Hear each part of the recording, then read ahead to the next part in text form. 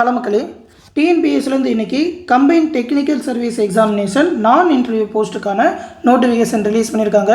அதோட நோட்டிஃபிகேஷன் பார்த்தீங்கன்னா ஃபுல் டீட்டெயிலை தான் இந்த வீடியோவில் பார்க்க போகிறோம். இன்றைக்கி தான் 26/7/2024 அன்றைக்கி ரிலீஸ் பண்ணாங்க. நோட்டிஃபிகேஷன் நம்பர் 9, இந்த வருஷத்தில் ரிலீஸ் பண்ணுற 9வது நோட்டிஃபிகேஷன். இன்னிலேருந்தே அப்ளை பண்ணலாம் அப்படின்னு சொல்லியிருக்காங்க. 24/8/2024 வரைக்கும் அப்ளை பண்ணலாம். லாஸ்ட் டேட் பார்த்தீங்கன்னா 24/8 தான். அப்ளிகேஷனில் கரெக்ஷன் பண்ண விண்டோ பீரியட் பார்த்தீங்கன்னா 28/8/2024 30/4/2024 அந்த அப்ளிகேஷனில் ஏதாவது கரெக்ஷன் பண்ணணும்னா பண்ணிக்கலாம் அப்படின்னு சொல்லியிருக்காங்க. எக்ஸாம் பார்த்தீங்கன்னா 2 பேப்பராக நடக்கும். பேப்பர் 1 பார்த்தீங்கன்னாக்கா Tamil eligibility test, general studies, ஆப்டி. இந்த எக்ஸாம் 26/10/2024 அன்றைக்கி நடக்கும்னு சொல்லியிருக்காங்க. பேப்பர் 2 வந்து டிஃப்ரெண்ட் டேட்டில் நடக்கும். ஏன்னா பார்த்தீங்கன்னா நிறைய விதமான சப்ஜெக்ட்டுக்கு சொல்லியிருக்காங்க. அந்த சப்ஜெக்ட் பேப்பருக்கு ரிலேட்டடாக ஒவ்வொரு நாளைக்கு எக்ஸாம் நடக்கும்னு சொல்லி அந்த சப்ஜெக்ட் கோடெலாம் கொடுத்துருக்காங்க. 14/10/2024 23/10/2024 நடக்கும்னு சொல்லியிருக்காங்க. இடையில 19-20 மட்டும் எக்ஸாம் இருக்காது, மற்ற நாள்லலாம் இருக்கும். இதில் பார்த்தீங்கன்னா நிறைய விதமான சப்ஜெக்ட் சொல்லியிருக்காங்க. வேகன்சியும் பார்த்தீங்கன்னாக்கா டிஃப்ரெண்ட் டிபார்ட்மெண்ட்டுக்கு உண்டு. ஏன்னா பார்த்தீங்கன்னா இப்போ எல்லாத்தையுமே கம்பைன் பண்ணிட்டாங்க அப்படின்றனால எல்லா போஸ்ட்டுக்கும் ஒரே மாதிரியான அந்த ஃபஸ்ட் பேப்பரை வச்சுட்டு செகண்ட் பேப்பர் மட்டும் டிஃப்ரெண்ட்டாக வச்சுருக்காங்க. செகண்ட் பேப்பர் நீங்கள் சூஸ் பண்ணுறது வந்து உங்களோட சப்ஜெக்ட் நீங்கள் படித்ததுக்கு ரிலேட்டடாக சூஸ் பண்ணணும் அப்படின்ற மாதிரி சொல்லியிருக்காங்க.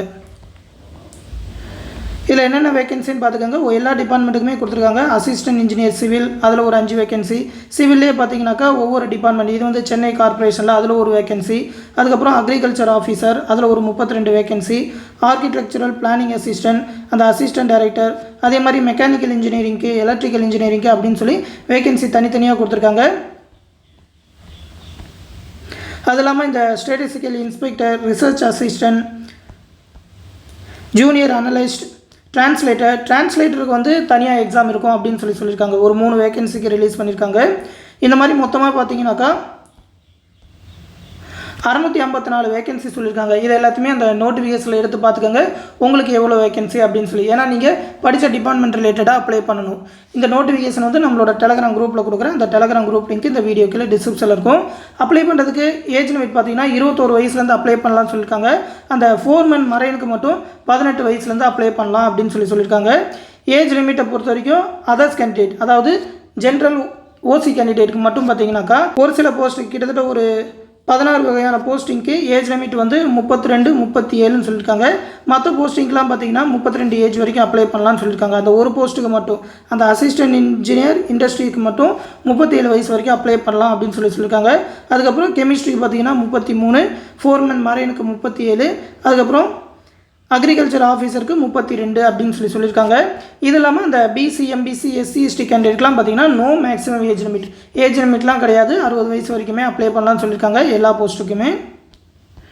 குவாலிஃபிகேஷன் பொறுத்த வரைக்கும் இது எல்லாமே டிகிரி ஸ்டாண்டர்டில் தான் கொடுத்துருக்காங்க. அக்ரிகல்ச்சர் ஆஃபீஸருக்கு பேச்சுலர் டிகிரி இன் அக்ரிகல்ச்சர், அதே மாதிரி அந்த ஆர்கிடெக்சரல், அது இல்லாமல் சிவில், மெக்கானிக்கல், எலக்ட்ரிக்கல் அந்த மாதிரி வந்ததுனாக்கா பேச்சுலர் டிகிரி கேட்டிருப்பாங்க. அதாவது டிகிரி முடிச்சிருக்கணும், இன்ஜினியரிங் அந்த மாதிரி டிகிரி முடிச்சிருக்கணும் அப்படின்னு சொல்லியிருக்காங்க. இந்த அசிஸ்டன்ட் இன்ஜினியர் இண்டஸ்ட்ரீஸ்க்குலாம் பார்த்தீங்கன்னா பேச்சுலர் டிகிரி இன் இன்ஜினியரிங் முடிச்சிருக்கணும். சிவில் இன்ஜினியரிங் முடித்தவங்க இந்த போஸ்ட்டுக்கு அப்ளை பண்ண முடியாது அப்படின்னு சொல்லியிருக்காங்க. அந்த ஜியாலஜிஸ்ட்லாம் எம்எஸ்சி ஜியாலஜி முடிச்சிருக்கணும் அப்படின்னு சொல்லியிருக்காங்க. கெமிஸ்ட்ரிக்கு எம்எஸ்சி கெமிஸ்ட்ரி முடிச்சிருக்கணும் அப்படின்னு கேட்டிருக்காங்க. ஃபோர்மேன் மரைனுக்குலாம் பார்த்தீங்கன்னா டிகிரி இன் மெக்கானிக்கல் இன்ஜினியரிங் சொல்லியிருக்காங்க. டிப்ளமோ முடிச்சிருந்தீங்கன்னாக்கா அந்த டெக்னிக்கல் ட்ரைனிங் முடிச்சிருக்கணும் அப்படின்னு சொல்லியிருக்காங்க. அதே மாதிரி லைப்ரரி கிரேட் 1க்கு டிகிரி இன் லைப்ரரி சயின்ஸ் முடிச்சிருக்கணும்னு கேட்டிருக்காங்க. எல்லாமே பார்த்தீங்கன்னா டிகிரி ஸ்டாண்டர்டில் தான் கொடுத்துருக்காங்க. மெக்கானிக்கலுக்கு என்னென்ன, எலக்ட்ரிக்கலுக்கு என்னென்ன அப்படின்னு சொல்லி இதில் பிரிச்சே கொடுத்துருக்காங்க. இது எல்லாத்தையுமே நோட்டிஃபிகேஷனில் பார்த்துக்கோங்க. மேக்ஸிமம் அந்தந்த டிபார்ட்மெண்ட்டுக்கு அந்தந்த டிபார்ட்மெண்ட்டில் நீங்கள் டிகிரி முடிச்சிருந்தீங்கன்னா அப்ளை பண்ணலாம். எக்ஸாம் ஸ்கீமை பொறுத்த வரைக்கும் பேப்பர் 1ல் தமிழ் எலிஜிபிலிட்டி டெஸ்ட், இது ஜஸ்ட் எலிஜிபிலிட்டிக்கு மட்டும்தான், உங்களோட ஸ்கோரிங்க்கு கணக்கில் எடுத்துக்க மாட்டாங்க. அதுக்கப்புறம் ஜென்ரல் ஸ்டடீஸ், ஆப்டி, அதுலேருந்து ஒரு 100 கொஸ்டின் கேட்பாங்க. மொத்தமாக 200 கொஸ்டின் பேப்பர் 1. பேப்பர் 2 பொறுத்த வரைக்கும் சப்ஜெக்ட் ரிலேட்டடான பேப்பர், 3 மணி நேரம், 200 கொஸ்டின், 300 மார்க்குக்கு மொத்தமாக 450 மார்க் அப்படின்னு சொல்லியிருக்காங்க. இது எல்லாமே நான் இன்டர்வியூ போஸ்ட் தான். அடுத்து பேப்பர் 2 வந்து என்னென்ன சப்ஜெக்ட்டுக்கு என்னென்ன லாங்குவேஜில் இருக்குன்னு அதில் பார்த்துக்கோங்க. ஏன்னா ஒரு சில சப்ஜெக்ட்டுக்கு பார்த்தீங்கன்னா இங்கிலீஷில் மட்டும்தான் இருக்குன்னு சொல்லியிருக்காங்க. ஆனால் மேக்ஸிமம் போஸ்ட்டுக்கு தமிழ் அண்ட் இங்கிலீஷ்லையுமே அந்த கொஸ்டின் பேப்பர் இருக்கும் அப்படின்னு சொல்லி தமிழ் அண்ட் இங்கிலீஷ் அப்படின்னு சொல்லி கொடுத்துருக்காங்க. அதையுமே கரெக்டாக பார்த்துக்கிட்டு அப்ளை பண்ணுங்கள்.